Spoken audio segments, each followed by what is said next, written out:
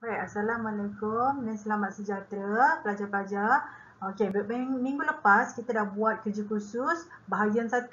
So hari ini kita nak sambung terus pada bahagian 2, kerja kursus yang sama, cuma sambungan dia saja. Okey, jika minggu lepas kita buat sehingga bahagian kawasan kajian. So hari ini kita terus sambung. Baik, teruskan.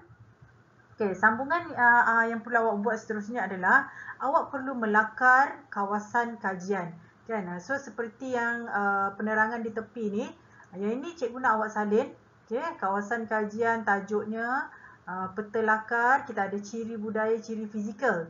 Dan cikgu nak awak lukis sendiri peta lakar seperti mana dalam gambaran di depan awak ni. Okay. Yang pertama mesti ada tajuk. So awak nyatakan di sini, contohnya ini adalah peta lakar Kampung Langsat. Awak jangan buat Kampung Langsat.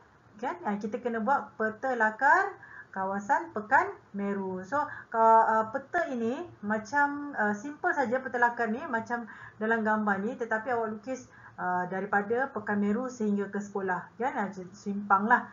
Kan? Jadi lukiskan juga kita ada masjid, kita ada jalan raya, kita ada kawasan pertempatan. Jangan awak lukis sawah padi, laut pula. Kita ada sungai, okay? Sungai Binjai. Tapi kita tak ada laut. Okay? Jadi awak lukislah mengikut pandangan mata awak yang ringkas di kawasan sekitar sekolah kita. Okay? Jadi mesti ada arah mata angin, mesti ada simbol. Arah mata angin ni arah utara ni. Okay? Simbol. Okay? Kemudian ada garisan pemidang ni. Pemidang ni adalah garisan tepi.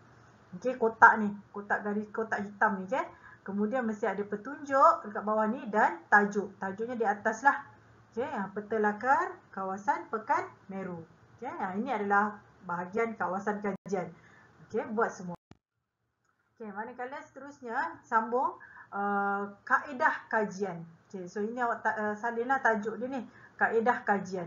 Kan? Saya menggunakan beberapa kaedah dalam kajian ini, antaranya okey, pertama betul awak salin saja pemerhatian. Okey, kemudian temu bual. Okey, temu bual ni berdasarkan perbincangan dengan cikgu, perbincangan dengan kawan-kawan ataupun ibu bapa awak. Okey, soal selidik ini jangan buat, tak perlu salin di sini sebab kita tak ada isi borang soal selidik. Jangan awak main salin saja. Kemudian pastikan ada rujukan. Maksudnya awak perlu salin nombor 1, nombor 2 dan nombor 4. Okey. Okey, yang ini nombor 6, hasil kajian. Okey, so hasil daripada perbincangan dengan cikgu, hasil perbincangan dengan kawan-kawan, dengan ibu bapa awak dan carian daripada internet, awak boleh salin sajalah ni. Maksud apa? Sistem telekomunikasi. Okey, awak boleh rujuk buku juga. Okey, so menurut Wikipedia, telekomunikasi pada dasarnya adalah komunikasi elektronik jarak jauh. Okey, so awak boleh salin sajalah sampai hujung ya. Dan kalau awak jumpa, awak cari sendiri di internet maksud sistem telekomunikasi, awak boleh salin saja. Okey. Jadi tambahan ini cuma cikgu bagi untuk awak rujukan awak. Okey. Jadi kalau awak nak tambah maklumat boleh melalui internet, cari sendiri, search. Okey. Kemudian hasil kajian.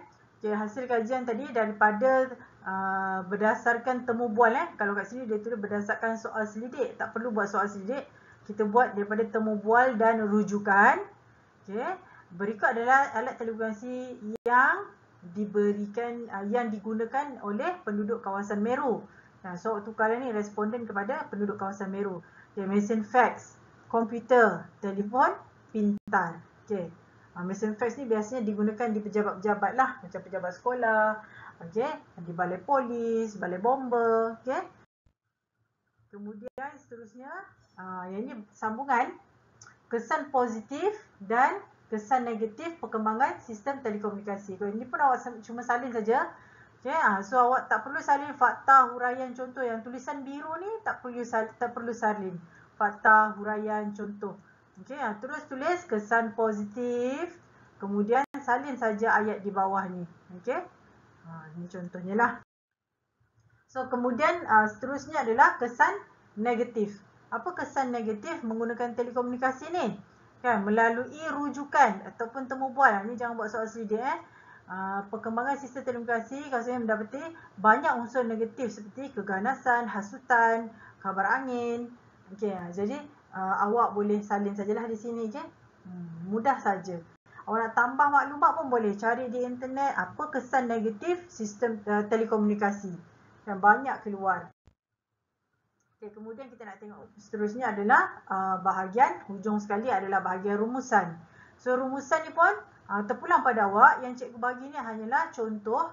Awak boleh salin, awak boleh tambah. Okay, contohnya di sini sebagai kesimpulan terdapat banyak telekomunikasi seperti telefon pintar yang digunakan oleh orang awam di kawasan Pekan Meru, kan? Alat telekomunikasi ni, contohnya handphone kita ni, banyak kepentingannya, antaranya untuk mengeratkan silaturahim dan ni cikgu nak awak tambah ayat sendiri. Okey, awak buat ayat awak sendiri. Apa lagi kepentingan gunakan handphone dan komputer dan internet ni? Kan? Untuk mengeratkan silaturahim, memudahkan pembelajaran dan pembelajaran di rumah, kan? Kemudian memudahkan untuk mencari maklumat. Okey, kemudian memudahkan hubungan jarak jauh. Okay, jadi awak boleh tambah saja ayat awak. Okay, seterusnya perkembangan sistem telekomunikasi yang bawah ni pun awak boleh salin ataupun awak tambah sendiri. Okay, so cikgu beri awak kebebasan untuk awak tambah ayat awak sendiri. Yang cikgu beri ni awak boleh gunakan, awak boleh rujuk. Okay, so akhir sekali kita nak bahagian nombor 8 ni adalah rujukan. So rujukan ni kita gunakan buku pertama, buku geografi tingkatan 2 ni.